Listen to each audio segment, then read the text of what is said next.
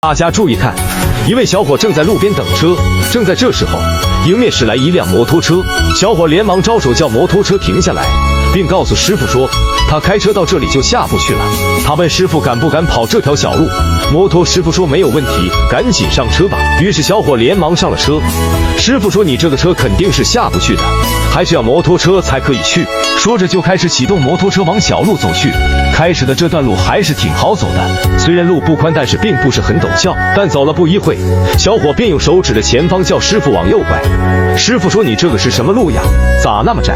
原来这根本不是什么马路，这个就是村民们平时走的小道。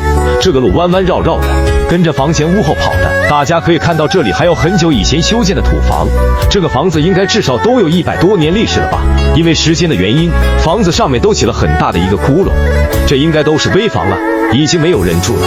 再往前走去，他们就来到了一户居民的院子边，这里挡着一块木板，这可能是这家居民挡小动物用的吧。因为摩托车过不去，师傅便叫小伙下车把木板拿开。于是小伙连忙下车过去把木板拿开，然后等摩托车过去之后，小伙再把木板放到原来的位置。师傅在旁边等着。小伙放好后又上了车，接下来的路就非常难走了。让我们一起来为摩托师傅加油吧，看他是如何把小伙送到家的吧。